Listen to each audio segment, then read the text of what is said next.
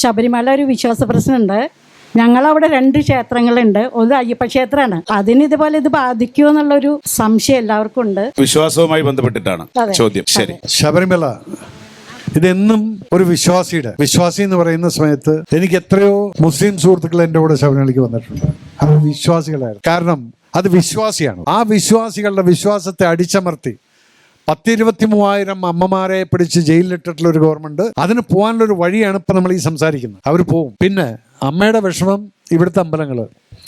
ഞാൻ ഇവിടുത്തെ അമ്പലങ്ങളെല്ലാം ഒരുവിധം സന്ദർശിച്ചിട്ട് ഇന്ന് എനിക്കൊരു ഇൻഫർമേഷൻ കിട്ടി. 3 ഏക്കർ ഉണ്ടായിരുന്ന കുളം ഇപ്പൊ 1.5 ഏക്കറായിട്ട് മാറിയിട്ടുണ്ട്. ഈ സ്ഥലങ്ങളെല്ലാം നമ്മൾ തിരിച്ചു പിടിച്ചെടുത്തിരിക്കും. അത് നിങ്ങൾക്ക് ഞാൻ തരുന്ന വാക്കാണത്.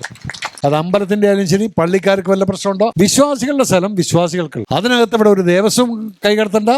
അതിന്റെ പിറകിൽ വേറെ ഒരുത്തനും അതിന്റെ പേരിൽ കാശ് കൊടുക്കാൻ നോക്കും വേണ്ട. അതിനെക്കുറിച്ച് അതിനുള്ള ഗട്ട്സ് ഉണ്ട്. ശബരിമല പറയുന്ന സമയത്ത് അതല്ലേ പറഞ്ഞ് അതെല്ലാവർക്കും ഒരു വേദനിപ്പിക്കുന്ന ഒരു ദിവസമായിരുന്നു. ആ വിശ്വാസികളെ ഹേർട്ട് ചെയ്തിട്ടുള്ള ആരായാലും ശരി, അത് ദൈവം മാറ്റി നിർത്തിക്കോളും.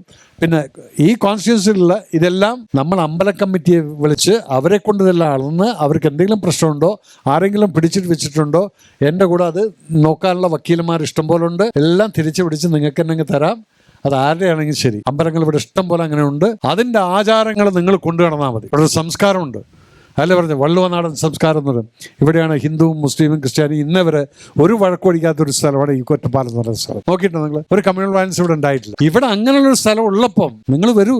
നിങ്ങളുടെ വിശ്വാസത്തെ സംരക്ഷിക്കാൻ ഞാനുണ്ടായിരിക്കും. അത് നിങ്ങളുടെ അല്ല. ഒറ്റപ്പാലം കോൺസ്റ്റിറ്റ്യൂൻസിയിൽ ഇനി ഒരു പള്ളി പ്രശ്നം വന്നാലും ശരി, അവർക്ക് അങ്ങനെ ഒരു പ്രശ്നം വരികയാണ്, ഞാൻ ഇടപെട്ടാൽ തീരുമെങ്കിൽ തീർത്തു കൊടുത്തിരിക്കുമോ. Thank you.